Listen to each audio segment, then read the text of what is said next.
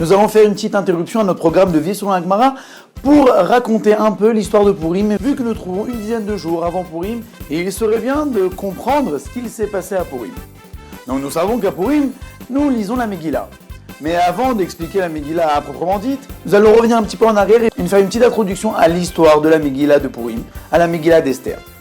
Donc nous nous trouvons après la destruction du premier temple. Le premier temple a été détruit par Nebuchadnezzar, Nabuchodonosor, le roi de Babylonie. C'était en l'an 3338, en moins 422 de l'ère vulgaire. Après la destruction du temple, Nebuchadnezzar a régné à peu près une vingtaine d'années, puis a suivi son successeur Evil-Merodach, son fils. Evil-Merodach aussi a régné à peu près une vingtaine d'années, 23 ans pour être plus exact.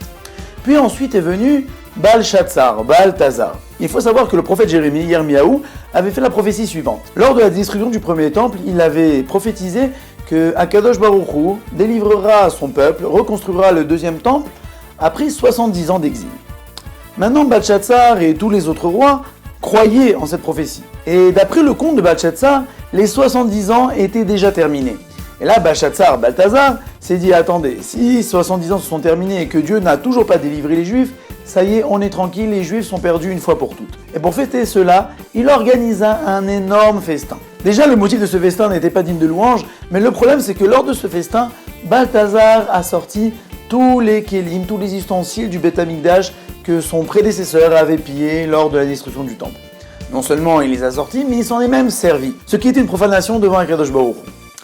Et lors de ce festin, lors de cette soirée de ce festin, une main du ciel est descendue, a écrit une phrase en araméen sur un des murs du palais.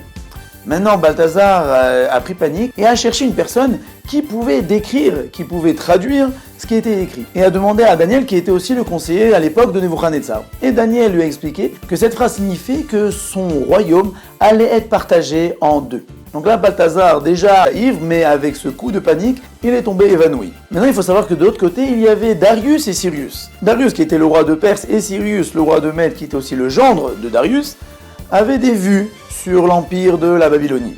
Il y avait aussi un vieillard qui a très bien compris ce qui allait se passer. Il avait compris que Balthazar allait tomber dans les mains de Darius et Cyrus et que tout le monde allait être tué. Donc il s'est dit, il faut que je sauve ma peau. Qu'a-t-il fait ? Il s'est dit, je vais tuer Balthazar dans son sommeil, je vais lui couper la tête et je vais la présenter à Darius et Cyrus de l'autre côté, ainsi moi je serai sauve, et de toute manière, ce qui se passera. Il y a une autre version que la mort de Balthazar s'est passée d'une autre manière, c'est que Balthazar, ayant pris panique, donc a donné l'ordre aux gardiens du palais que toute personne, que quiconque voudrait rentrer dans le palais, même s'il se dit qu'il est le roi, il devrait être tué sur le champ. Maintenant, le problème, c'est qu'il n'y a pas de toilettes dans les palais de l'époque. Et Balthazar a moins dû sortir dehors pour faire ses besoins. Mais le problème, c'est que les gardiens du palais n'ont pas vu sa sortie. Donc là, lorsqu'il a voulu rentrer, il disait qu'il était le roi, mais d'après son propre ordre, il ne pouvait pas être cru. Et ce même vieillard donc a ordonné l'ordre aux gardiens de tuer Balthazar. Dans tous les cas, donc ce vieillard a livré Balthazar à Darius et Cyrus. Et donc Darius et Cyrus, donc en ivri Dariavesh et Koresh, ont compris qu'ils pouvaient maintenant rentrer dans le palais. Et là, ils sont rentrés dans le palais et ont décimé tous ceux qui s'y trouvaient, mis à part une personne. Cette personne était Vashti. Vashti était la fille de Balthazar. Maintenant, cette petite fille Vashti, qui avait 12 ans à l'époque, a entendu ces cris de guerre, donc a pris panique aussi et est partie dans la chambre de son père Balthazar et s'est jetée aux pieds de l'homme qu'elle croyait qui était son père. Mais cet homme-là n'était pas son père, mais c'était Darius.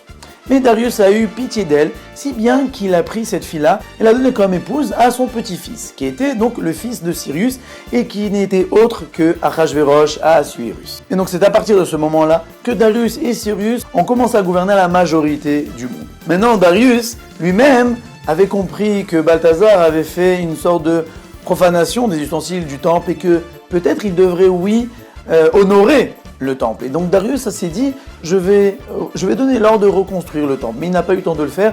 C'est son gendre, Cyrus Koresh, qui a donné l'ordre de reconstruire le temple. Donc il a donné l'ordre aux Juifs d'aller construire le temple. Ce n'est qu'un petit nom par rapport à tous les Juifs qui étaient exilés qui sont montés en Israël. Il y a à peu près 40 000 Juifs qui sont montés en Israël pour reconstruire le temple. Et ils ont commencé à construire le temple. Et Koresh, Cyrus les a même rémunérés. Mais le temps de la construction du temple n'était pas encore arrivé. C'est bien que Koresh est mort lors d'un combat, et c'est son fils qui a pris la suite, donc le fameux Achashverosh Assuérus qu'on connaît dans la Megillah. Maintenant la question est de savoir, est-ce que Achashverosh allait continuer la construction du temple? Et là, Vashti, qui était sa femme, lui dit, attends, mon grand-père a détruit le temple.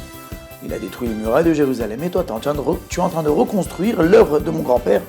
Tu es en train de tout détruire. Et d'un autre côté aussi, les fils d'Aman ont écrit des lettres à Achashverosh pour lui dire que les Juifs construisent une muraille pour se rebeller contre lui, ils ne vont pas payer d'impôts, ils vont lui faire la guerre, ils seront très bien protégés à Jérusalem avec ces murailles-là.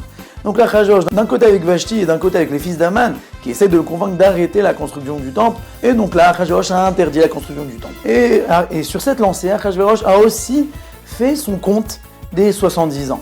Il s'est dit d'après son compte que les 70 ans étaient terminés. Et donc par conséquent, tous les Juifs qui se trouvaient dans son royaume sont perdus pour l'éternité, Dieu ne les rachètera pas. Et c'est une des raisons pour laquelle Achashverosh organisa un si grand festin que nous allons décrire dans la prochaine vidéo lorsque nous commencerons la Megillat Esther à proprement dite.